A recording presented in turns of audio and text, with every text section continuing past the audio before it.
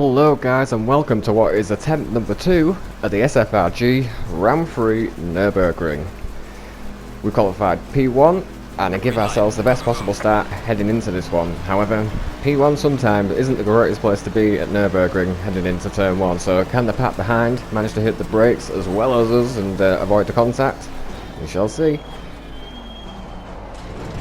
And it looks, for all intensive purpose, it was squeaky clean back there, and with the edit just confirming that one. So as always, ladies and gentlemen, I will give you the first lap, not the first corner, the first lap of the race as always, and try and play out the story a little bit, because I'll be upfront and honest right now. It's actually cold, and the G29 was not working. My throttle was sticking on. It was a real pain in the ass, and it made it real difficult to handle the car. With that said, yeah, I missed the last 7 minutes of the race. I was fully concentrating at that point, but the narrative sort of plays out, the race does before then, so I'll do my best to try and explain it. So, second stint, I think I made a boo-boo and put on old tyres, or at least the same set of tyres I was already on. But yeah, I had no grip on the second half of the race, and had a bit of a gap by that point. You'll see as it plays out. I was fortunate enough not to be in the pack fighting, because once those boys started to sort of attack each other, it let me sort of pull out a gap away from them, a barrier safety net, if you will, like, because I don't think I had ultimate pace over anybody, especially that night, because it was just real difficult. Some of the cars are a lot better suited to the track, so yeah, I was just fortunate that they all got caught up fighting, because they were more than capable of winning this race, trust me on that one. And when it came down to it, I was very lucky to win this race. So back to the audio now. I was very lucky to win this race once the crazy dog had actually chilled out, because I wouldn't get caught up in the pack while I was fighting. I seemed to have got the rub of the green a little better than most people when it came to not getting caught up too much in the traffic. But as always, we give you the first lap and the highlights, and I will try my best to explain the edits to you. But yeah, apologies about the dog there. He likes to bark at the door if anything's there, but I'd rather him do that than sit there like a wet wipe. So here we are, one lap down, and it looks like managing to pull a gap for the battling pack. We're 3 laps in, but you know, these guys behind are battling. It's not just my pace, it's the guys that are battling behind that are giving me the opportunity. Lex is ahead with a hell of a save there, man. Well done, yeah, big thumbs up to that one. But yeah, just me coming into the pits now, nothing much to happen, but yeah, check out this pit entry. You really don't want to take this sort of line when you go into pit. Yeah, it's not ideal, and I imagine the edit does say the same thing. It does. And then to cock it up even worse and embarrass myself, I think this is the line here for the pit entry, which is not. It's a little further on, so practice makes perfect, boys. Hopefully we get a little bit of a rewind, a bit of a fast forward here with Craig David. Perfect pit, by the way. And they're going to include that up straight on the jacks. Now out, and I think net P8 I think we come out in. Yeah, we do. Yeah, my theory is I've changed onto an old set of tyres, because after a couple of laps I could then not do 56s and whatnot. It took a while. So yeah, making up some positions now. The lads are pitting in front. And again, the lads that are just out in front of me here, this is all for position right now. Even though they haven't done their pit stop yet, it's for position.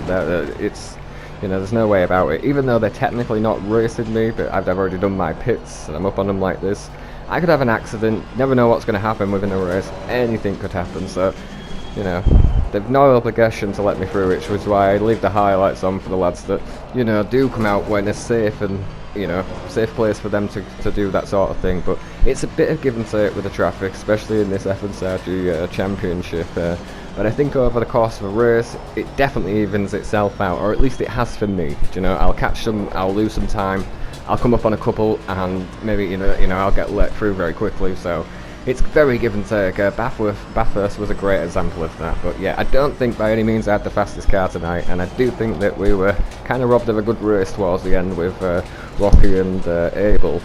I think they had some major pace. Rocky just got unlucky, I think, with a back marker or a little bit of damage that threw him off and gets it wrong through for the S's here, I think. And so you'll see towards the end, because he was hunting me down, the gap was, you'll see what it is after this.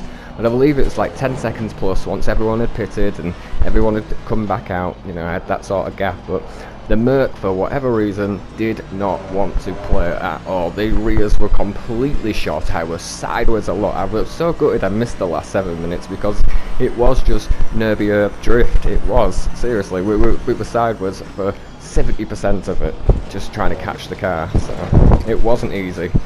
Yeah, lad coming into the pit now, and again, it's just a bit of give and take, you know. I didn't lose too much there, but I think we're coming up onto a lot of people pitting, so we'll make up a few more positions here. The guys in the pit, yep.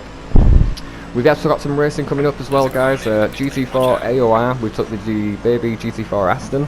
That'll be every Tuesday. I missed the first round at Brands due to my pedals being the way they were. I just couldn't, in good faith, go onto a track with a bunch of drivers that have put in work all week for my throttle to stick up and me to take out half the field, you know. It wasn't as bad as it was here, or it was twice as bad as what it is here, but yeah, the flickering didn't help, which I think maybe contributed to my tyres being eaten up a little bit, being pushed constantly. But, you know, I come up with a million excuses, but thank you, buddy, for coming out the way there as well. What a legend. But I think that is it the race leader ahead? I think it is at the minute. Net race leader, he needs to pit coming up on this lap. I think that's why we include it coming around, but yeah, the pace isn't too bad at the minute. We're in the 56.4s. We're like a full second off our best from the first stint, but I imagine with the temperature coming down and whatnot, everybody's pace has dropped slightly.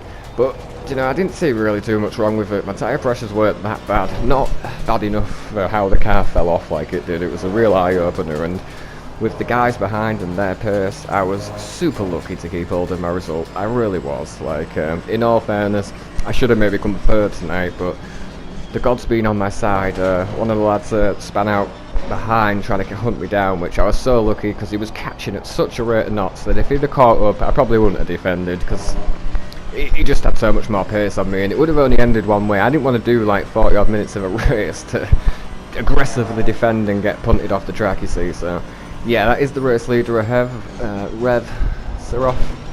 I will get the names a lot better as I go, but yeah, about to take the net lead of the race now. We've got Soppable 10 seconds behind now, so that's the gap.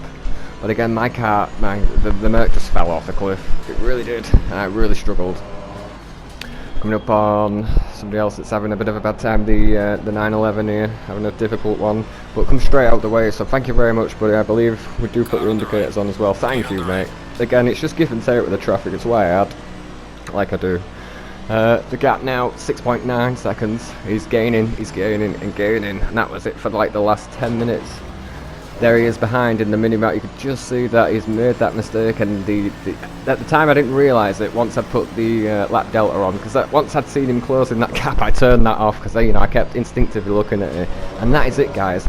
I managed to hold on. I'm really sorry about the last 7 minutes not being there, but the gap did come back down again. He closed it within 2 or 3 seconds, so yeah, again, the car wasn't brilliant, but thank you so much for all of your support, guys. I can make all the excuses up in the world, but we managed to get the victory tonight, and what legends you are. From Fire Racing, Leon, Rocky, Chris, JMO, AMZ, Denzel, Zaxby TV, Rashid, RVR Closet, Six Gunner, P Marzen, Sharujan, I know I kill your name every time I say it, and the wife. Absolute legends for supporting the video and liking it.